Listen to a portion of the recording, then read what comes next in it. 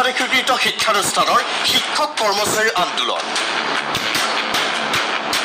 budget অধিৱেশনতে সংশোধনীৰ বাবে উত্থাপনৰ যোজা প্ৰাদেশিকীকৰণ আইন ফেব্ৰুৱাৰীৰ পৰা আৰম্ভ হ'ব বিধানসভাৰ বাজেট অধিৱেশন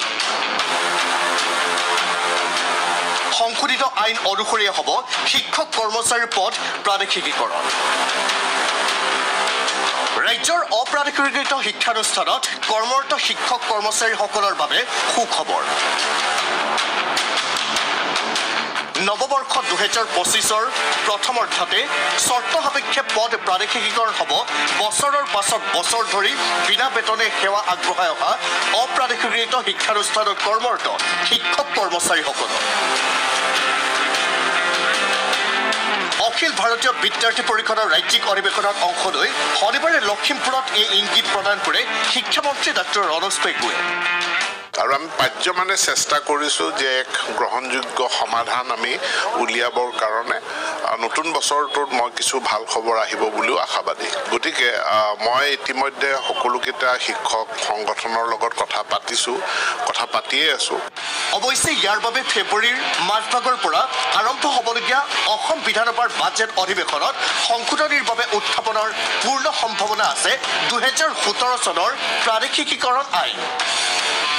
সেই মৰ্মে সকলো ঠিকে ঠাকে থাকিলে সংশোধন হ'ব প্ৰাদেশিকীকৰণ আইনৰ কেইবাটাও গুৰুত্বপূৰ্ণ দফা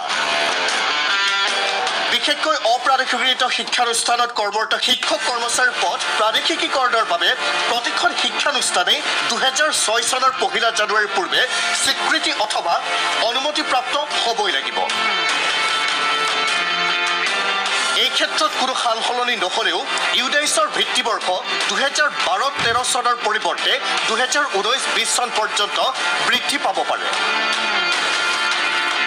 লগতে প্ৰতিখন অপ্ৰাধিকৃত শিক্ষানুষ্ঠানৰ বাবে ইতিপূৰ্বে নিৰ্ধাৰণ কৰা ছাত্ৰ ছাত্ৰীৰ সংখ্যাৰ পৰিমাণ সংশোধনীৰ জৰিয়তে কিছু পৰিমাণে হ্ৰাস পাব পাৰে লগতে অষ্টম শ্ৰেণী সংলগ্ন হৈ থকা মাধ্যমিক পৰ্যায়ৰ অপ্ৰাধিকৃত শিক্ষানুষ্ঠানসমূহৰ ক্ষেত্ৰতো বিশেষভাৱে বিবেচনা কৰিব ৰাজ্য চৰকাৰে আমি সংবেদনশীল তেওঁলোকৰ যি সমস্যা আছে কিন্তু আমি তেওঁলোকৰ প্ৰতি আমাৰ সমমৰ্মিতা থকাৰ পাছতো যি আইনগত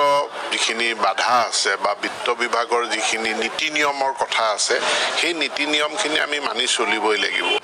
কেৱল সেয়াই নহয় বিটিআৰ চুক্তি অনুসৰি বিটিআৰৰ সকলো অপ্ৰাধিকৃত শিক্ষানুষ্ঠানৰ লগতে বিটিচিৰ বাহিৰৰ বড়ো মাধ্যমৰ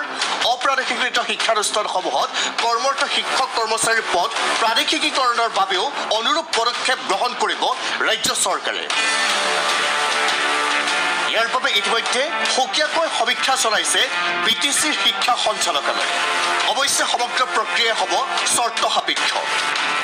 ইয়াৰ ক্ষেত্ৰত এখন চুক্তিত 6.3 দফাটোত এই কথাটো উল্লেখ আছিলে যে বিটিচিৰ ভিতৰত থকা অপ্ৰাদেশিকৃত বিদ্যালয়সমূহৰ প্ৰাদেশিকৰণ কৰা আৰু বিটিচিৰ বাহিৰত যিসমূহ বড়ো মিডিয়ামৰ স্কুল আছে সেইবিলাক প্ৰাদেশিকীকৰণ কৰা কিন্তু কণ্ডিশ্যন এপ্লাইড তাতো কণ্ডিশ্যন নিশ্চিতভাৱে এপ্লাই হ'ব কাৰণ আমাৰ প্ৰাদেশিকৰণ আইন এখন আছে কিন্তু কোনো কাৰণতে সলনি নহয় 2017 চনৰ প্ৰাদেশিকীকৰণ আইনৰ মূল কাঠামো অৱশ্যে বিটিআৰ চুক্তিৰ 6.3 দফা কাৰ্যকৰী কৰাৰ ক্ষেত্ৰত বড়ো মাধ্যমৰ সকলো অপ্ৰাদেশিকৃত ছাত্ৰ ছাত্ৰীৰ সংখ্যাৰ পৰা আৰম্ভ কৰি আনুষংগিক সকলো দিশতে বিশেষ গুৰুত্ব প্ৰদান কৰিব ৰাজ্য চৰকাৰে লখিমপুৰতে স্পষ্ট কৰিলে শিক্ষামন্ত্ৰী ডক্টৰ ৰনোজ পেগুৱে আইনখনৰ মূল কাঠামোটোৰ কোনো সাল সলনি নকৰাকৈ যদি কোনো আনুষংগিক কোনো বিষয়ত তেওঁলোকৰ যদি আমাৰ বাধা আছিল সেইখিনি আঁতৰাই কেনেধৰণে আমি যোগাত্মকভাৱে সমস্যাটোৰ সমাধান কৰিব পাৰোঁ তাৰ প্ৰচেষ্টা আমি চলাই আছোঁ